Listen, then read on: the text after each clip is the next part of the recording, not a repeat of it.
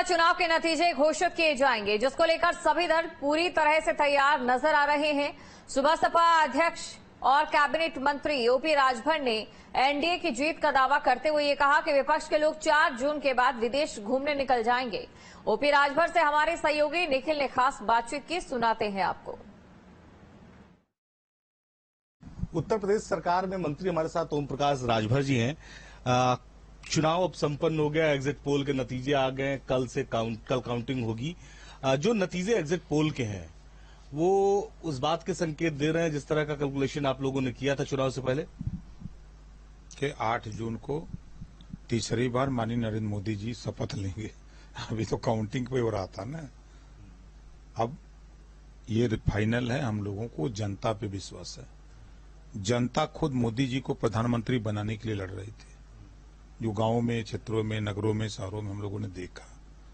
और विकास के नाम पर जो लंबे समय तक शासन रह के कांग्रेस सपा लोग नहीं कर पाए, अनाज गोदामों में सड़ रहे थे, मोदी जी एनडीए गठबंधन 80 करोड़ लोगों तक राशन पहुंचा दिया। अब अनाज नहीं सड़ रहा है गोदाम में, गरीबों के घर तक पहुंच गया।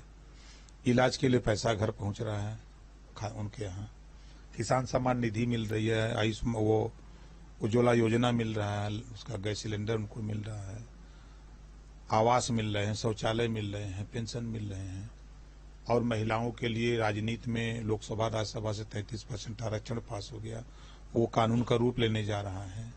3 करोड़ महिलाओं को लखपति दीदी बनाने का जो संकल्प लिया गया है, और सोलर पैनल छत पे 75% सब्सिडी पर लगाकर बिजली फ्री देने की जो तैयारी हम लोग कर रहे हैं। तो ये सारी योजना विकास के नाम पर लोगों ने वोट दिया है। विपक्ष के लोग जो कहें उनका काम है, 17 में भी वो लोग बोल गए। इतना रिलैक्स होकर आप बैठे हो, समाजवादी पार्टी के लोग तो वहाँ ईवीएम की जो है पहरेदारी कर रहे हैं, बकायदे वहाँ पर हर जिले में आप देखिए उनके कार्यकर्ता बैठे हुए हैं। ऐसा क्या है कि मतलब उन्हें पहरेदारी करनी पड़ रही है? देखिए, चोर के दाढ़ी में तिनका एक कहावत है ना, मुहावरा है ना।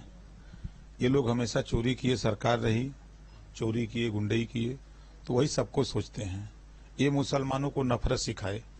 आज मुसलमान नफरत की वजह से ही भाजपा से दूर रहता है ना। इन लोगों ने मुसलमानों का हक नौकरियों लूटा, नौकरी में भी लूटा।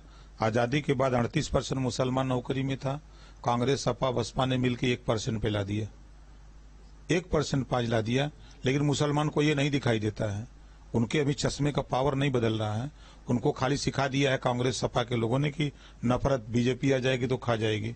अरे मुसलमानों को तो सोचना चाहिए कि आजादी के बाद पहली बार आईएएस कंपटीशन में 51 बच्चे पास हुए हैं मुसलमानों के, पहली बार हुआ है। और उनको भाईचारा मिल्लत पैदा करें, ये नफरत छोड़ें, इनके चक्कर में न पड़े, और आने वाले विकास की जो योजना है उसका लाभ मिल रहा है और लेने का काम करें। अखिलेश यादव, राहुल गांधी, अरविंद केजरीवाल सब एक साथ आपके खिलाफ खड़े थे। उत्तर प्रदेश में कह रहे थे कि हम तो 80 की 80 सीटें जाएंगे। वो तो 79 का कैलकुलेशन आंकड़ा भी दे दिया अखिलेश यादव ने, कहा कि हम 79 सीटें जीत रहे हैं। एक बनारस में लड़ाई है, थोड़ा उन्होंने बताया। देखिए, 4 जून को 4 बजे के बाद जब आप लोगों की स्क्रीन पर आने लगेगा रिजल्ट 400 पार का, जो हम लोगों ने लक्ष्य लिया है, तो ये फटाफट टिकट कराएंगे। खटाखट जब बैठेंगे, टनाटन उड़ के चले जाएंगे। कोई इटली जाएगा तो कोई जापान जाएगा, कोई थाईलैंड जाएगा, जो जहां भागेगा वहीं भागेगा, फिर कोई यहाँ दिखाई नहीं देगा। अखिलेश यादव कहाँ जाएंगे? वो जहां होटल बनाए हैं, जापान में उनका होटल है, 500 बीघा जो 500 एकड़ जमीन लिए हैं, वहीं अपना भाग के जाएंगे, होटल में ऐश करेंगे, भाड़े में जाए। साहब बता तो रहा हूं, वो लोग जो पहले बताए ना, वो दम निकल के शान भागेंगे। एक बहुत महत्वपूर्ण बात की, अखिलेश यादव लगातार इस बात की बात कह रहे हैं कि पहले पोस्टल बैनर की गिनती हो, उसके बाद ईवीएम की काउंटिंग शुरू हो। उनका कहना है कि जो ईवीएम का जो खेल है वो पकड़ में आ जाएगा। तो 22 में तो पहले गिनती हुई थी। 22 में 400 सीट जीत रहे थे अखिलेश जी, तो पहले तो बैलेट पेपर की गिनती हुई थी, उसमें जीत गए थे बैलेट पेपर में। जीतने का कारण था कि जब 5 साल सरकार थी तो नौकरी किसको दिए? किसी भर को दिए, चौहान को दिए, पाल प्रजापति नाई गुण को दिए, किसी केवट बिंद मल्ला निषाद को दिए, जोल्हा दुनिया सारी साईं दर्जी फकीर को दिए। ये तो नौकरी दिए नहीं। तो जो नौकरी पाए हैं वही लोग ना बैलेट पेपर का वोट देते हैं।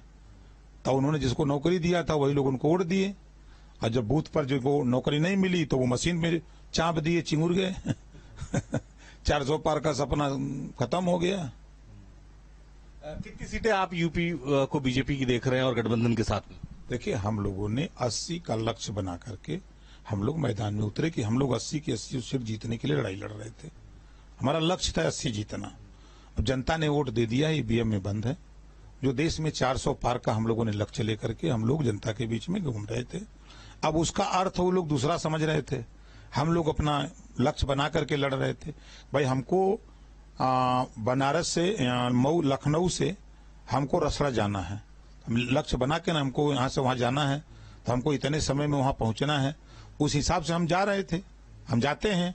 अब उन लोगों का अपना लक्ष्य होता है, हम लोगों का अपना लक्ष्य बना करके अब आप उन्हीं की बात पर 79 हम जीत चुके हैं, 1 पे लड़ाई है।